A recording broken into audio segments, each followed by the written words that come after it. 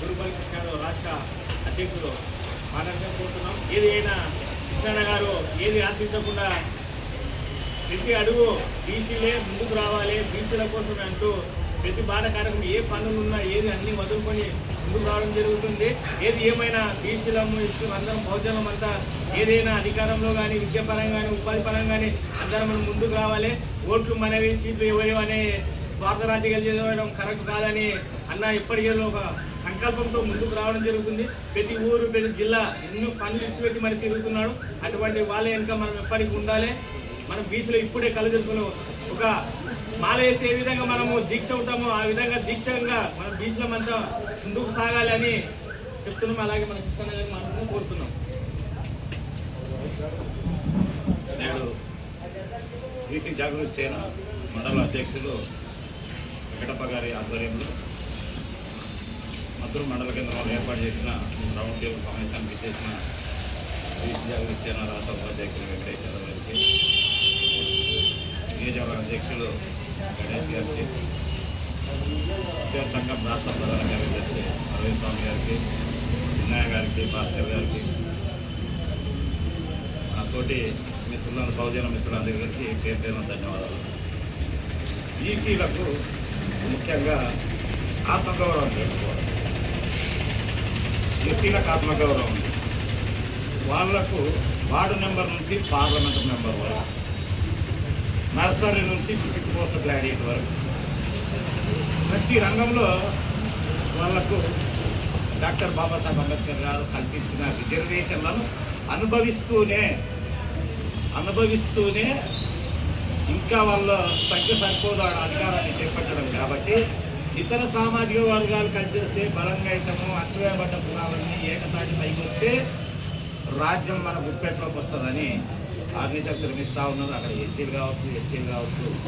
ఎస్టీలను కులం పేరుతో చిన్నసూరు చూస్తూ, ఎస్సీలను చిన్నసూరు చూస్తూ, అగ్రకులాలకు బానిసలుగా తరతరాలుగా ఊడిగం చేస్తూ ఎవరికి వారే ఏమైనా తీరిగా కులాలుగా బీసీలు విడిపోవడం వల్లనే ఈరోజు చెప్పుకోవడానికి ఓటు బ్యాంకు పెద్దగా ఉన్న విడిపోవడం వల్ల కులాలుగా విడిపోవడం వల్లనే మన డాక్టర్ బాబాసాహెబ్ అంబేద్కర్ గారు అందించిన పశుపతాస్త్రం వజ్రాయుధం ఓటును ఏ విధంగా వాడుకోవాలనో చెప్పుకోలేకపోతున్నాం.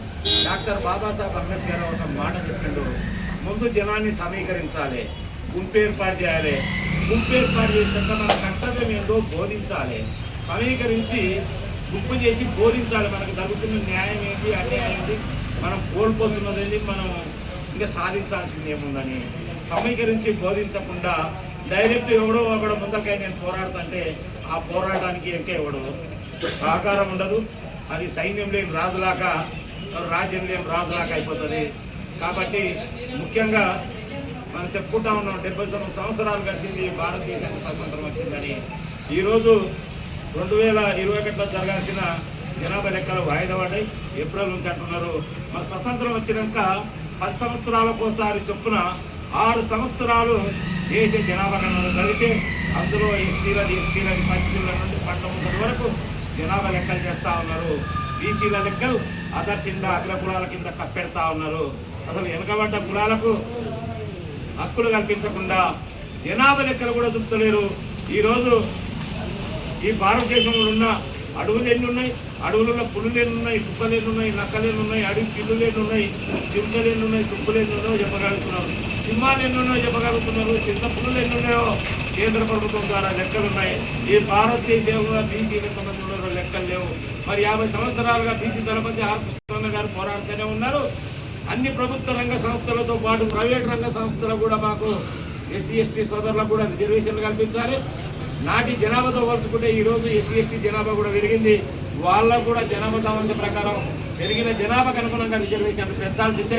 బీసీలకు కూడా ఈ భారతదేశంలో 75% ఉన్న బీసీలకు వార్డు నెంబర్ నుంచి పార్లమెంటు మెంబర్ వరకు, దానితో పాటు రాజకీయ రంగంతో పాటు చట్టసభలతో పాటు విద్య, ఉద్యోగం, ఉపాధి, ఆర్థిక, పారిశ్రామిక, రాజకీయ, సాంస్కృతిక, ప్రైవేట్ రంగాలలో కూడా జనాభా దామాంశ నిష్పత్తిన మనకు రిజర్వేషన్లు కల్పించాల్సిన ఆవశ్యకత ఎంతైనా ఉంది.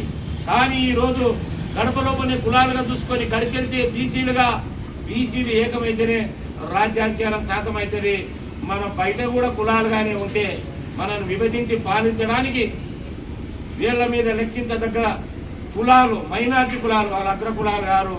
ఎవడు తక్కువ ఉంటే వాడు మైనార్టీ కులం, ఎవడు జనం ఎక్కువ ఉంటే వాడు అగ్రకులం. ఈరోజు భారతదేశంలో అగ్రకులాలు 3 ఒకటి బీసీ, ఒకటి ఎస్సీ, ఒకటి ఎస్టీ. అయితే ఈ అగ్రకులాలు మైనార్టీలో పడిపోయారు, మైనార్టీ కులాలు అగ్రకులాలు పడిపోయారు. మరి డాక్టర్ బాబాసాహెబ్ అంబేద్కర్ గారు వాళ్ళతోటి డబ్బు ఉందని వాళ్ళకేం పని ఓటు ఇయ్యలే. విమానంలో చదవడానికైనా ఒకటే ఓటు, కుర్చీలో ఉన్నానికి ఒకటే ఓటు, ఫుట్పాత్ మీద వండుకునేవాడానికి ఒకటే ఓటు. ఈరోజు ఏ హోటల్కి వెళ్ళి భోజనం చేయాలన్నా, టిఫిన్ చేయాలన్నా, టీ తాగాలన్నా కూడా కార్లో దిగి వచ్చినోడికి ఎక్కువ తీసుకోడు హోటల్ యజమాని. అట్లాని ఫుట్పాత్ మీదకి వెళ్ళి చీనిపోయిన బట్టల మీద వచ్చిన వాడి పాపం అని తక్కువేం తీసుకోడు. అందరికీ ఛాయ్కి సమాన రేటు వెళ్ళగలిగిస్తారు. అలాగే ఆ రోజుల్లోనే ముద్దు సుబ్బుతోనే డాక్టర్ బాబాసాహెబ్ అంబేద్కర్ గారు ఆలోచించారు, మా వాళ్ళకు చదువు లేకపోయినా ఓటు ఇవ్వాలి, ఎందుకంటే ఈ ఓటు ద్వారానన్నా వాళ్ళ హక్కులు సాధించుకుంటారు. గుంటడు 70 ఓట్లు ఉన్న వాళ్ళు ఏకమైతే 17 ఓట్లు ఉన్న వాళ్ళు ఆగమవుతారు. ఆడ బ్యాలెట్ బాక్స్లో ఓటు వేసేటప్పుడు నోటు కాదు వేసేది, మనకు కల్పించిన వజ్రాయుధాన్ని వేస్తాము.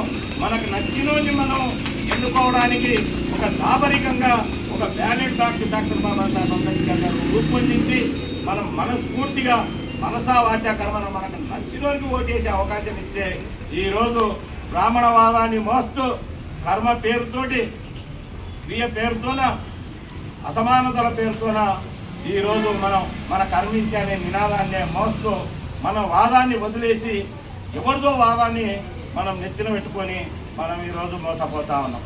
ఉదాహరణ తీసుకుంటే టీఆర్ఎస్ అధికారంలోకి రాకముందు చెప్పింది ఎస్సీ, ఎస్టీ, బీసీ మైనార్టీలకు ఖచ్చితంగా స్థానిక సంస్థల ఎన్నికల్లో తమిళనాడు తరహాలో 67% రిజర్వేషన్ కల్పిస్తాం. మరి కల్పించిందా? కల్పించలేదు. ఎస్సీ, ఎస్టీల రిజర్వేషన్లు తగ్గించలేదు. బీసీలకు స్థానిక సంస్థల ఎన్నికల్లో 34% రిజర్వేషన్ ఉంటే 22.7%కి తగ్గించి సుప్రీంకోర్టు 50% సీలింగ్ విధానాన్ని పూర్తిగా చూపారు. మరి ఈ భారతదేశంలో కేవలం 7% అగ్రవర్ణాలు ఉంటే 2% పేదలు ఉండొచ్చు అగ్రకులాల్లో. వాళ్ళకు 2% ఈడబ్ల్యూఎస్ రిజర్వేషన్ ఇస్తే మాకు కడపమంట ఏం లేదు. కానీ 7% ఉన్న జనాలకు 2% పేదలు ఉంటే ఈడబ్ల్యూఎస్ పేరిట 10% రిజర్వేషన్లు కల్పించి ఈరోజు మరి ఎస్సీ కావచ్చు, బీసీ కావచ్చు, ఎస్టీ కావచ్చు, మైనార్టీ కావచ్చు, ఈ అభ్యర్థులు వాళ్ళకంటే ఎక్కువ మార్కులు వస్తే కూడా ఉద్యోగం దక్కని సందర్భం ఉంది. ఈరోజు జనరల్ కోటాలో ఎస్సీ జాబ్ కొడితే ఎస్సీ జాబితాలో కలుపుతున్నారు, బీసీ జనరల్ కోటాలో జాబ్ కొడితే అసలు జనరల్ కోటాని ప్రకటించాలి, కానీ ఆ బీసీ కోటాలోనే దొక్కుతా ఉన్నారు. ఇది చాలా అవమానీయకరణమైన పరిస్థితి. ఎందుకంటే మనకంటే ఆత్మగౌరవం లేకపోవడం. ఎవడో పెడతాడు, మనం తిందామనే ఉద్దేశంతో ఉన్నాం. కానీ ఈ భారతదేశం మీకు 4 స్తంభాలైన మీడియా కావచ్చు, పాలకులు కావచ్చు, పార్లమెంట్ కావచ్చు, అసెంబ్లీ కావచ్చు, ఇవన్నీ నడవడానికి ముఖ్యమైన ఓట్లు, మెజార్టీ ఓట్లు మనం ఉన్నాయి. మన మైనార్టీ ఓటర్లను మనం గజ్జ మీద కూర్చోబెడుతున్నాం. ఓట్లు మనవి, నిర్ణయం చేసేటోడు ఓట్లు లేను.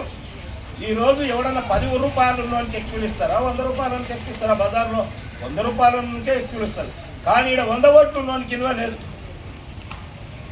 డాక్టర్ బాబాసాహెబ్ అంబేద్కర్ గారు అదే స్ఫూర్తి చూసాడు. ఈ డబ్బున్నోళ్ళు బ్యాలెట్ బాక్సులు డబ్బే వేయలేరు, మా వాళ్ళు మెజార్టీ ఓట్లున్నోళ్ళు ఓట్లేసి రాజ్యాధికారం వాళ్ళు సాధిస్తారని డాక్టర్ బాబాసాహెబ్ అంబేద్కర్ గారు కలలు. కానీ మరి రాజ్యాంగాన్ని అమలు చేస్తే నేటి వరకు కూడా మరి గొప్పగా చెప్పుకుంటున్నాం. స్వతంత్రం వచ్చి 70 సంవత్సరాలు అయింది, మనం రాజ్యాంగం అమలయ్యి మరి 75 సంవత్సరాలు అయింది. ఏం బాగుకున్నాం మనం. ఈరోజు ఎస్సీలకు 14% రిజర్వేషన్, కానీ ఎక్కడ అది రాజకీయ రంగంలో దాకా ఉద్యోగ రంగంలో ఇక్కడ అమలు కాదు. బీసీలకు ఉద్యోగాల్లో 27% రిజర్వేషన్ 1993 నుంచి అమలు. 93 నుంచి నేటి వరకు ఎక్కడ కూడా భారతదేశ వ్యాప్తంగా 27% రిజర్వేషన్లో విద్యా ఉద్యోగాల్లో ఏ ప్రభుత్వం కల్పించలేదు. 10% దాటి ఎక్కడ కూడా రిజర్వేషన్లు అమలు కాలేదు. మరి చదువుకున్న వాళ్ళు రోడ్ల మీద తిరుగుతూ తనలో ఉన్న కళను, తనలో ఉన్న టాలెంట్ను గుర్తించుకోకుండా ఎవడో వానికి తెల్ల కారు ఉంటే మనకు లేదని వాని కారు పక్కన నిలబడో, వాని బంగ్లా కింద వెయిటింగ్ హాల్లో కూర్చోనో, వాని జెండా మోస్తూ వాని గేటు కాడ కాపల కారులా మిగిలిపోతూ, వాని జెండాకున్న కర్రలాగా మిగిలిపోతూ, వాడిని జెండలాగా రెపరెపలాడిస్తూ అసెంబ్లీలో వాడినే పెట్టినాం, పార్లమెంట్లో వాడినే పెట్టినాం, సపాట్లో కొట్టే కాడ మనం మిగిలిపోయాం. మెజార్టీ ప్రజలమైన మనం అడుక్కుంటే వచ్చేది శూన్యం, పోరాడితేనే రాజ్యాధికారం అనే నినాదంతో ఏకం కావాల్సిన ఆవశ్యకత ఉంది. ఈరోజు ఎస్సీలు చైతన్యమయ్యారు, ఏదైనా ఇష్యూ జరిగితే గుంపైద్దరు ఎస్టీలు చైతన్యమయ్యారు. ఇంకా బీసీలు కులాల పేరుతోనే ఆ కులాల కుమ్ములాటనే కొట్టుమిట్టాడుతూ ఉన్నారు. ఇప్పుడు ఏమన్నారు, బీసీ ఉపకులాలు ఎన్నికలు 6 నెలలు ఉన్నాయనగా ప్రతి బీసీ కులం కూడా 12 మంది రాష్ట్ర అధ్యక్షులు ఉంటారు. ఆడు పోతాడు పార్టీకి చెప్తాడు, అయ్యా మేము మీకు మద్దతు ఇస్తున్నాం, గవర్నమెంట్ మా కులాన్ని అమ్ముతున్నామని. ఏదో ఆ రాష్ట్ర కమిటీలో 10 మందో 20 మందో ఉండదు. ఆ కులం జనాభా మొత్తం అయితే ఆ కమిటీలో ఉండదు. ఆ కుల ప్రజలను వాళ్ళ కారణంగా తిరుగుతూ చేతులు వస్తూ కులం పేరుతోన మతం పేరుతోన రాజకీయాలు చేస్తూ మన జాతిని నిలువున అగ్రకులాలకు అమ్మి ఏదో చిన్న చిన్నగా నామినేటెడ్ పోస్టులు తీసుకొని వాళ్ళు కూడా రబ్బర్ స్టాంప్ లాగానే మిగిలిపోతున్నారు తప్ప ఎక్కడ కూడా ఈరోజు ఉత్తాధిపత్యమైంది. ఈరోజు ఎస్సీలకు రిజర్వేషన్ ఉంది, వార్డు నెంబర్ నుంచి పార్లమెంట్ మెంబరు ఎప్పుడు కూడా వాళ్ళు అధికారం చేపట్టి ఐఎస్ఐ ముద్ర పుట్టింది లేదు. వాళ్ళు మంత్రి పదవులు ఉన్న జనాభా దామాంజ నిష్పత్తిన రిజర్వేషన్లు అనుభవిస్తున్న ఆడ పార్లమెంట్లో 272 మంది ఎంపీలు ఉంటేనే మరి అక్కడ అధికారం చేపట్టే అవకాశం ఉంటుంది. అంతమంది లేరు కాబట్టి 83 దాకా మంది ఉంటారు కాబట్టి సంఖ్య సరిపోతలేదు. వాళ్ళు ఇక్కడ అసెంబ్లీలో సరిపోతలేదు, 14 మంది దాటి లేదు. అంటే వాళ్ళు ఏమనుకుంటారు, ఎస్సీ ఎస్టీలు అసలు ఎస్టీల కంటే ఎస్సీలు ఒకరిపై ఒకరు రాజ్యాధికారం పయనిస్తూ మెజార్టీ ప్రజలైనా అనగారిన బీసీలు కూడా మా వైపు వస్తే మేమంతా ఏకమైతే రాజ్యం మాదే కదా. అనగారిన కులాలంతా ఏకతాటి పైకి వస్తే ఈ అగ్రకులాలను మనం ఏం చేయొచ్చుకోవాలనంటే, అన్నా నాకు సీటీ, అన్నా మాకు మంత్రి పదవి ఇస్తావా, అన్నా మాకు కాలేజీలో సీట్ ఇస్తావా అని 1,00,000 కోట్లలో కూడా మనం దిగి వస్తుంది. మరి ఓట్లు మనం తాత్కాలిక ఉపశమనం కోసం 500 నోటు కోసం ఓటర్ సీసం కోసం అమ్ముకుంటూ రేపు మంచిగా చెడు జరిగితే నీ ఇంట్లో శుభకార్యం అయితే ముందుండి నడిపేటోడు, నీ ఇంట్లో అశుభం జరిగితే వాడు నీలాకనే బాధపడుతూ మోచేటోడు వాడిని పక్కకెట్టి 2 నెత్తిన మోస్తావా.